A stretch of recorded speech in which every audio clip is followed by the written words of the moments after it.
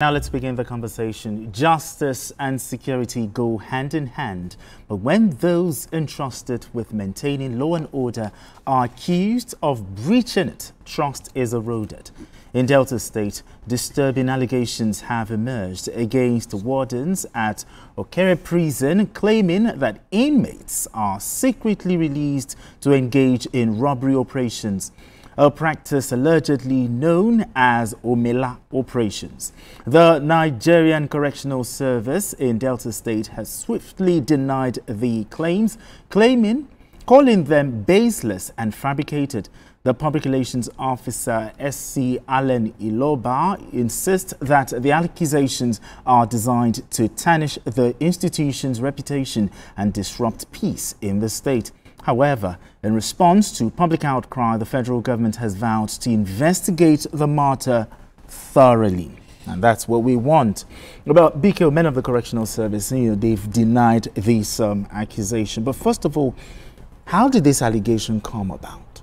Well, it's difficult to explain how Nigerians will just wake up and concoct all kinds of stories. Social media is so recklessly abused in our country, and that's why it's difficult to fault those who are calling for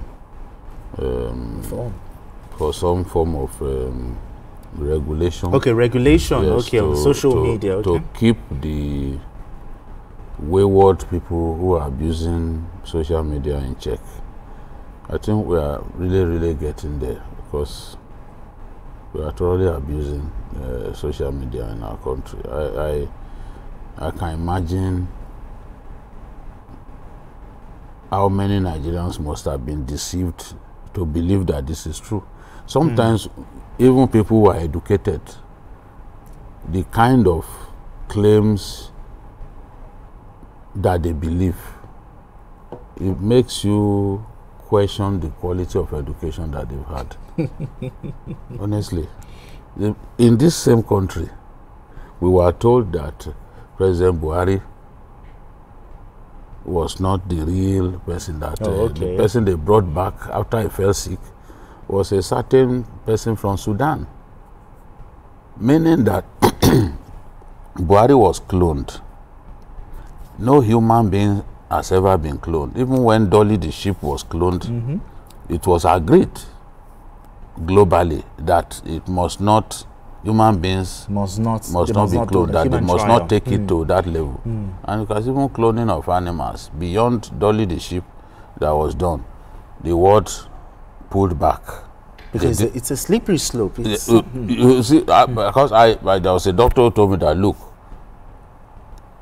if I had a very brilliant daughter who unfortunately was suffering from leukemia, said, do you think if I could clone her, that I would not clone her? Knowing that inevitably I will lose her, do you think I will not clone her? So at that point, that was in the 90s, and I was telling myself, if this man had his way, he would clone a human being. Sure.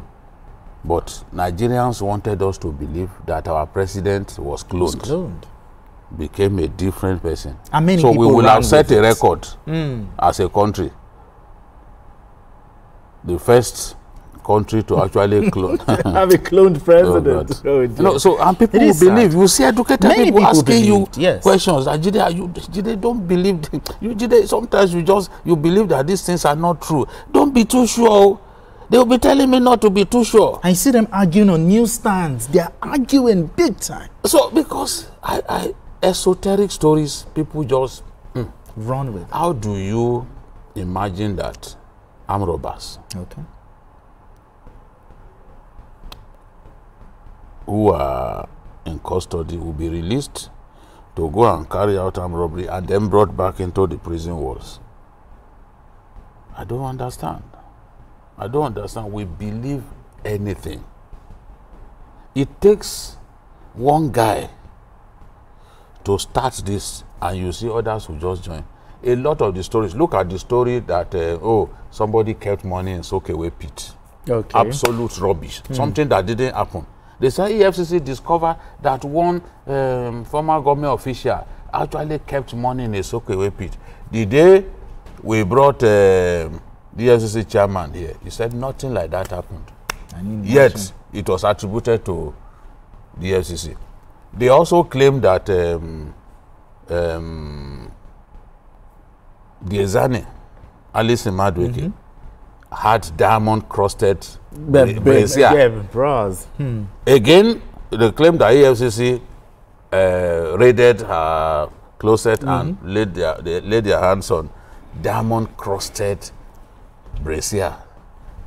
The EFCC chairman said, I conducted an investigation. There was no time that we saw brazier. So if the people that they attributed those things to will come out to say there was no time, that we found money, it's okay. Till tomorrow, people are still saying it too, that they kept money in Sokewepi. Something that complete fiction. Till tomorrow, people are still saying the Zane had diamond bra. And all of these things never happened. All of these things never happened. But Nigerians run with it. So it's similar to what we've had now in respect of this Delta correctional facility. Okay. Okay. For me, look, even news stories, ordinary news stories, I've made up my mind to not simply believe. These days, I read something, even if all the newspapers in Nigeria carry the story, I will still not believe, because I've seen situations in which newspapers generally goofed. It's something that didn't happen. Well, this is a season of syndicated stories. People are too lazy to add their own line to an investigative stuff. They simply want to investigate somewhere. Let me be the first to. You know, it's so easy these days. Unlike when we were growing up in this profession, you cannot. The way people share stories now, it's so easy to share. You know, there was no internet. There was no internet during our. But right now, there's a WhatsApp when we were reporting. Spread it, you know. Until much later in our careers, that even WhatsApp. Yeah, technology, exactly. So social media is being abused. Let's tell ourselves the truth. Exactly. But particularly, Yusuf, apart from denying this allegation, should the police still do a proper investigation? Some would say there's no smoke without fire. But should the police still do an investigation just to clear? And also the correctional people should also come up with cast iron evidence to say that, no, these things never happened. Well, I think I saw your report, you know, saying that the federal government, regardless of the position of the correctional service, will go ahead and investigate. That's the right thing to do. That's the right thing to do. But please, just take a look at that story.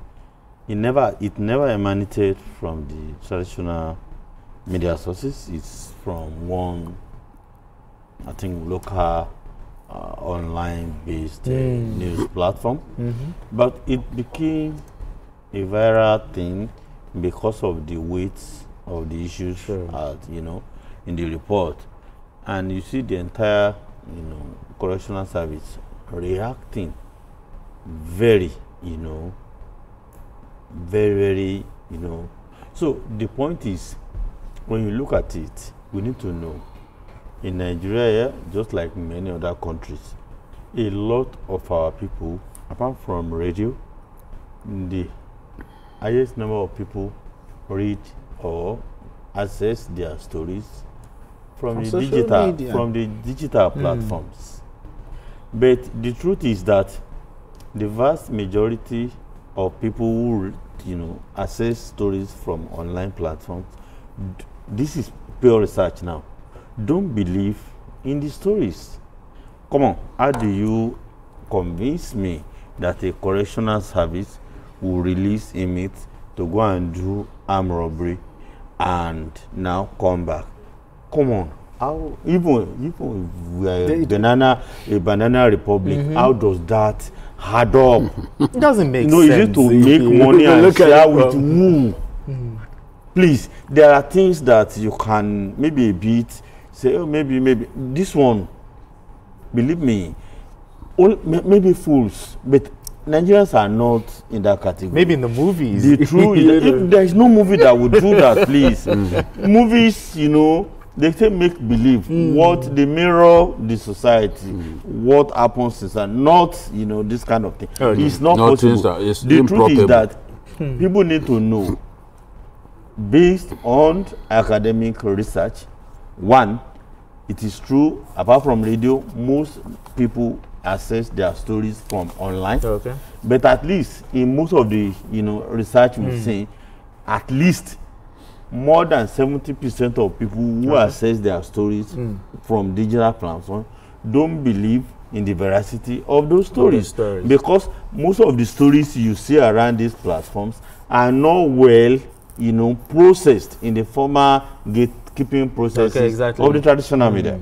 So many of them lies, rumors, fabrications, and all sort of that. And this, to me, heavily qualifies as one of such, you know, all right then. Junk. Okay then.